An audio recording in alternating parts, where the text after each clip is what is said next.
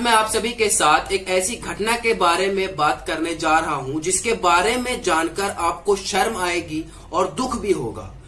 ये घटना उस राज्य की है जहां मामा यानी शिवराज सिंह चौहान की सरकार है और ये वही शिवराज सिंह चौहान है जो लाडली बहना और लाडली लक्ष्मी जैसे जुमलों का इस्तेमाल करके महिलाओं को सिर्फ ठगती है। मध्य प्रदेश में एक ऐसी घटना हुई है जो ये साफ कर रही है कि भाजपा की सरकार खाली जुमलेबाजी करती है।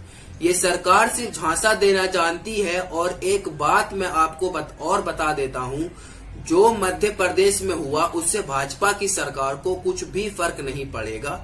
ऐसा मैं इसलिए कह रहा हूं क्योंकि ये वही सरकार है जो बलात्कारियों को संस्कारी बता करके छोड़ देती है, न्याय की मांग करने पर बेटियों को सड़क पर घसीटती है, पुलिस से पिटवाती है। सरकार में महिला और बाल विकास मंत्री स्मृति ईरानी खाली राहुल गांधी पर चिल्लाती हैं, मणिपुर पर मौन रहती हैं, पहलवान बेटियों के मामले पर इनके कान पर जूं नहीं रेंगती और हमें ये भी उम्मीद है कि यहाँ भी ये मौन ही रहेंगी। घटना के बारे में बात कर लेते हैं। मध्य प्रदेश के उज्जैन में एक 12 साल की बच्ची के साथ दुर्व्यवहार करके उसे घायल अवस्था में सड़क पर छोड़ दिया गया और ये बच्ची उज्जैन की सड़कों पर और गलियों में लोगों का दरवाजा खटखटाते हुए मदद मांगती रही, मगर अफसोस किसी ने इसकी मदद नहीं की। यहाँ सवाल ये उठता है कि आखिर लोगों ने बच्ची की मदद क्यों नहीं करी? क्या इंसानियत खत्म हो चुकी है? मैं आपको इसके पीछे के 2 कारण समझाता हूँ। पहला कि लोगों को लगा होगा कि कौन इसकी मदद करके मुसीबत मोल लेगा, इसकी मदद करेंगे तो पुलिस के चक्कर लगेंगे, एक सोच ये हो सकती है। दूसरा ये कि कुछ लोगों की मानसिकता ऐसी हो गई है कि उन्हें सिर्फ अपने आप से मतलब है, हमारे आसपास क्या हो रहा है हमें उससे कोई फर्क नहीं पड़ता। यहाँ मैं एक सवाल पूछना चाहूंगा इस तरह की सोच वाले लोगों से कि अगर इस बच्ची की जगह आपके घर की बेटी या बहन होती और लोग इसी तरह का बर्ताव करते तो आप क्या सोचते? क्या आपको दुख नहीं होता? आपको तकलीफ नहीं होती? वीडियो में मैंने आपको ये बता दिया कि बच्ची के साथ क्या हुआ और आपको ये भी बताया कि कैसे वो मदद मांगने के लिए दर दर की ठोकरें खाती रही, गलियों में भटकती रही और लोगों ने उसकी मदद नहीं करी।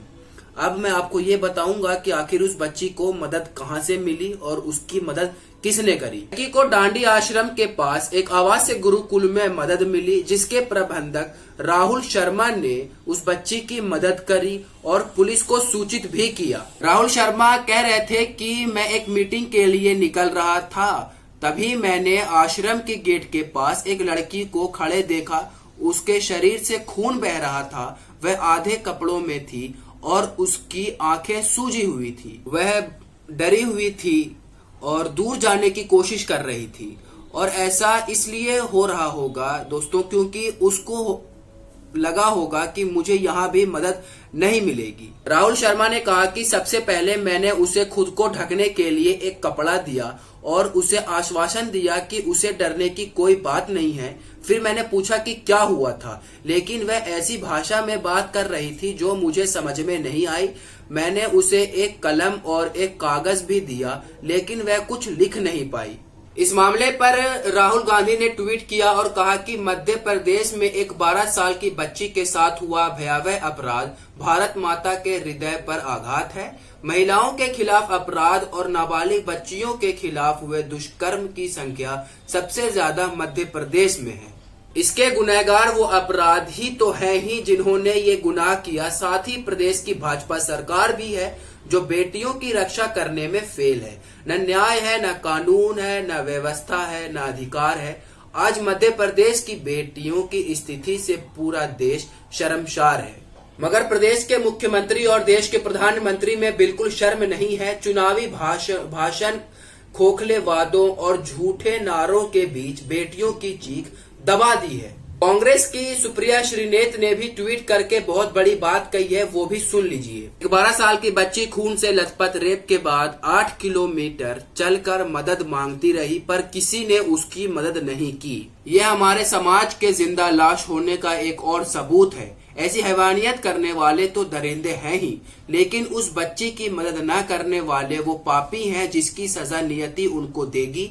आप सभ्य समाज के नहीं, सड़े हुए समाज का हिस्सा हैं। मध्य प्रदेश के मुख्यमंत्री शिवराज सिंह चौहान जी, आप अपने आप को मामा कहलवाते हैं, भांजियों की यह दुर्दशा भयावह है। सभी को याद होगा वुमेन रिजर्वेशन बिल के लिए संसद में कंगना रनौत, तमन्ना भाटिया जैसे तमाम एक्टर्स इस बिल के सपोर्ट में वहां गई थी, और आज ये देखा जा रहा है कि इस मामले में ये सब गायब हैं।